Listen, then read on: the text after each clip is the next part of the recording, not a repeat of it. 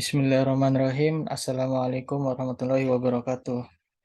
Perkenalkan, nama saya Muhammad Adi Sapalevi, NIM 3520100379 dari kelas IE 20C6. Baik, di sini saya akan mengerjakan tugas yaitu mereview jurnal tentang QFD yang berjudul Pengembangan Produk Power Charger Portable dengan menggunakan metode Quality Function Deployment. Kecanggihan teknologi telah menjadi kebutuhan hidup manusia karena dapat mempermudah kelangsungan hidup manusia. Salah satu kecanggihan teknologi yang sangat dibutuhkan oleh manusia adalah handphone. Alat komunikasi handphone membutuhkan daya listrik yang bersumber dari baterai dan memerlukan sumber listrik untuk memulihkan daya tersebut. Produk charger portable merupakan salah satu produk yang selalu dibutuhkan para pengguna telepon genggam.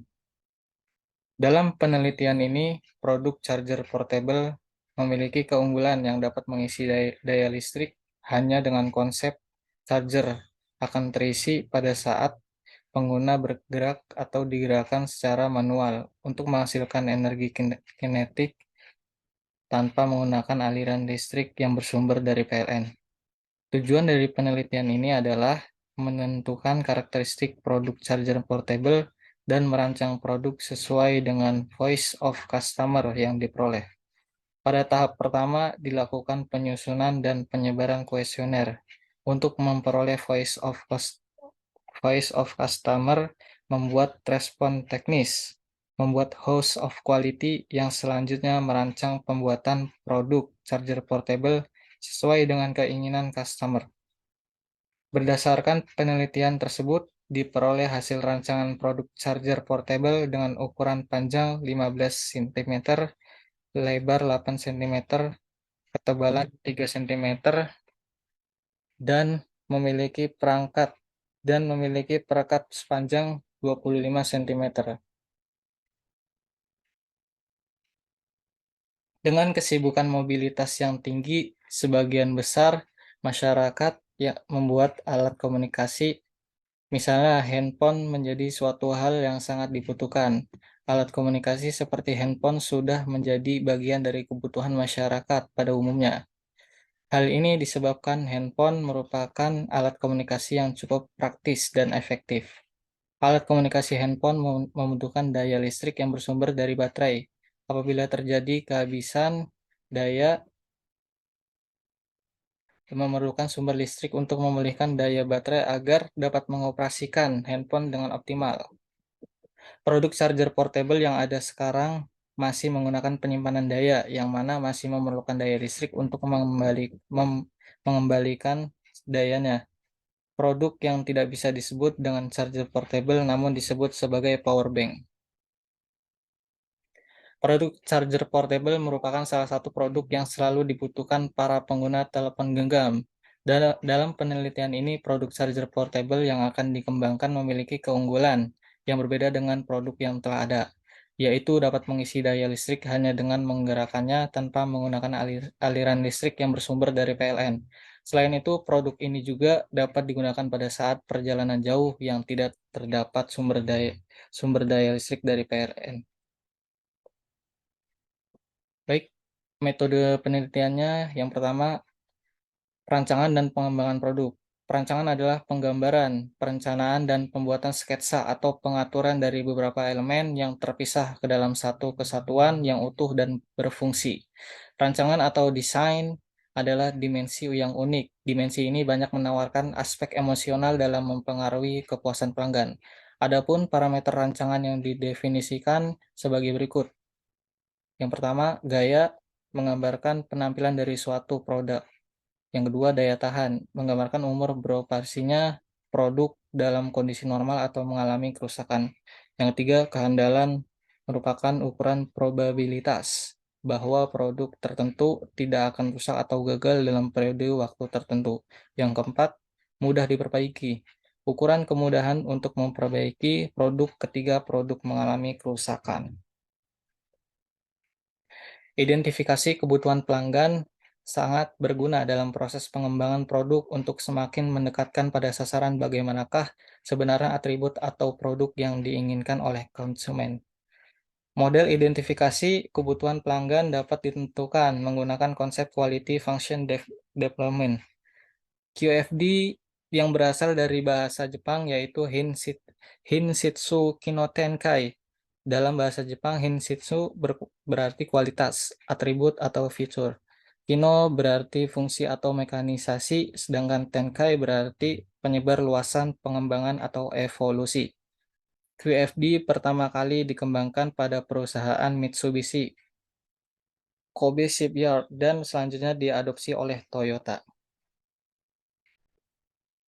QFD merupakan metode untuk perancangan produk dengan menerjemahkan kebutuhan pelanggan, serta menemukan tanggapan inovatif terhadap kebutuhan tersebut dengan memperbaiki proses hingga tercapainya produk atau jasa dengan atribut yang memprioritaskan keinginan pelanggan. Tujuan dari Quality Function Development sendiri tidak hanya memenuhi sebanyak mungkin harapan-harapan pelanggan, juga berusaha melampaui harapan-harapan pelanggan sebagai cara untuk berkompetensi dengan saingannya, sehingga diharapkan pelanggan tidak menolak dan tidak komplain, tapi malah menginginkannya. Penggunaan metodologi QFD dalam proses perancangan dan pengembangan produk merupakan suatu nilai tambah bagi perusahaan, sebab perusahaan akan mempunyai keunggulan kompetitif dengan menciptakan suatu produk atau jasa yang mampu memuaskan konsumen. Baik, tahapan dalam metodologi penelitian ini terdapat beberapa tahapan yang akan dijelaskan sebagai berikut. Yang pertama yaitu teknik pengumpulan data. Adapun cara atau teknik yang digunakan dalam pengumpulan dan pengolahan data dalam penelitian ini adalah dengan menggunakan kuesioner yang melalui beberapa tahapan diantaranya penyusunan dan penyebaran kuesioner tahap awal. Pada tahap ini kuesioner terbuka bertujuan untuk mengidentifikasi hal-hal yang diinginkan konsumen. Pengisi daya handphone dengan menjadikan jawaban-jawaban responden yang sama dan menjadi tujuan. Dari tujuan jawaban ini akan diketahui spesifikasi produk pengisi daya handphone yang paling banyak diinginkan oleh konsumen. Yang menjadi koresponden keinginan konsumen ini adalah masyarakat Kota Surabaya dengan rentan usia 20 hingga 40 tahun atau pengguna pengisi daya handphone. Yang B, penentuan jumlah sampel yang didapat dari kuesioner tahap awal. C, pengujian keseragaman dan kecukupan data. Adapun tabel 1 merupakan atribut-atribut awal yang didapatkan dari kuesioner terbuka. Tabel 1 data atribut produk charger portable, yaitu mudah digunakan, tidak mudah rusak, daya tahan lama, tidak memakan banyak tempat, harga terjangkau, ringan, desain menarik, mudah dipegang, memiliki banyak port USB, mudah dibawa kemana-mana, dan sebagai penerangan. Yang kedua, penyusunan dan penyebaran kuesioner akhir. Data di atas merupakan hasil dari penyebaran kuesioner awal, di mana data tersebut didapatkan dari konsumen pengguna charger portable, yang kemudian dikategorikan sebagai bahasa pengembangan produk. Kuesioner akhir disusun dari hasil pengajuan dan kesimpulan.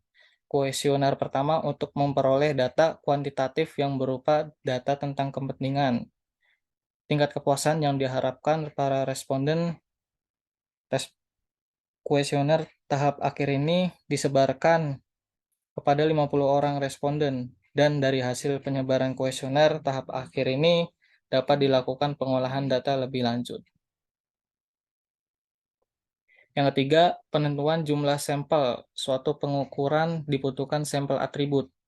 Dalam hal ini, populasi pengguna charger portable yang mayoritas para pendaki gunung di wilayah Kota Surabaya yang selama ini membutuhkan pengisi daya untuk bepergian. Dalam menentukan jumlah sampel atribut penelitian, maka digunakan perhitungan dengan metode Bernoulli, ukuran sampel minimum untuk menguji kecukupan data dari kuesioner. Didapat dari perhitungan Bernoulli dengan rumus sebagai berikut. Baik, Kita bisa lihat dengan seksama rumusnya, ya ini.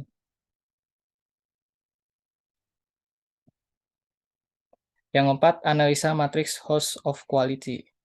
Hasil akhir dari metode QFD merupakan sebuah rencana pengembangan produk. Rencana pengembangan dapat terlihat pada nilai target yang terletak di bagian bawah host of quality.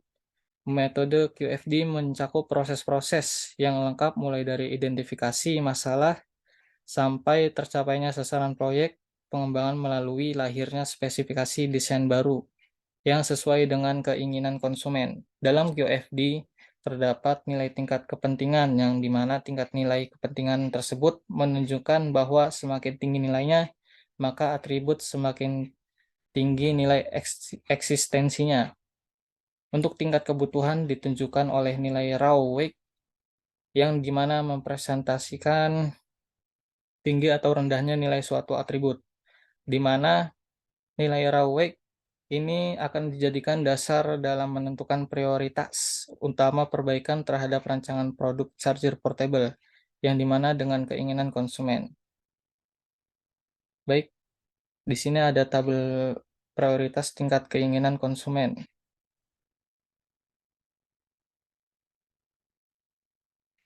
Yang kelima, perancangan produk charger portable. Portable merupakan suatu alat yang dapat digunakan untuk menjaga daya telepon genggam yang selama ini menggantungkan energi listrik PLN. Untuk menjaga daya, berikut adalah desain produk charger portable.